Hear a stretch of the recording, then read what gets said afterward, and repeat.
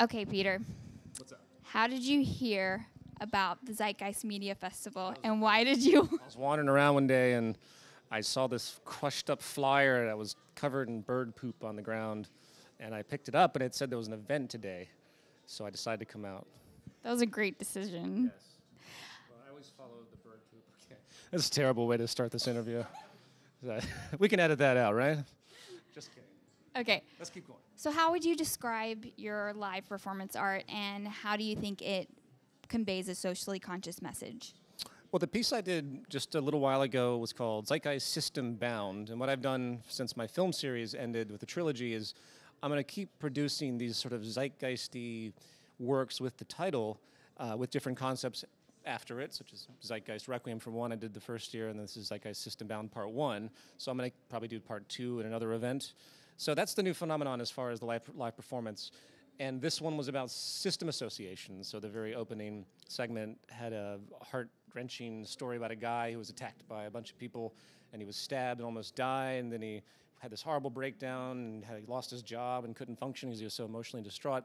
And then he realized at one point that he was starting to become very violent himself, and he was starting to have very violent thoughts. And then that's a system relationship, so the Ouroboros, I think they call it, of the snake eating itself.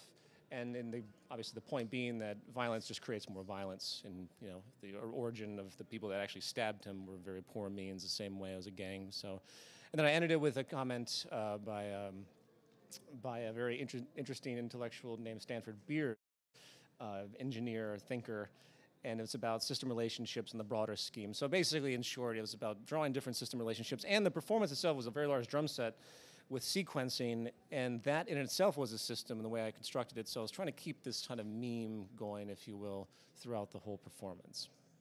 So we know you as a filmmaker, but you're obviously an amazing musician. This system that you're creating, are we going to be hearing more music from you? Or are you going to venture down that avenue more so than you have in the past? I always keep that a part of what I'm doing since scoring of the films. I don't have much time to do it because of other things, projects and the movement, and these festivals take an enormous amount of work. Even to put a piece together was a very trying thing. I think I finished it last night about 3 a.m.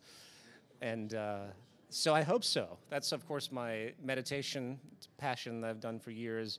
And it's very good for my mental health to keep that going, and of course, for the expression, and catharsis, and generate inspiration as well. So I hope so. It comes down to time.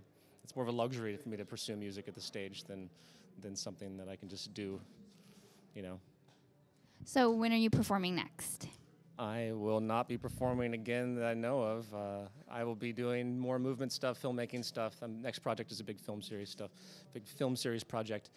So most likely it'll be the next media festival, unless there's something that happens, someone decides to let me perform for whatever purpose, if I even have time to do it, which would be shocking. So again, it's a luxury thing that I get to do this at all, which is interesting. I never really perform anymore. This is a rare thing. Well, it was awesome. Well, I appreciate it. Thank you so much. You're welcome.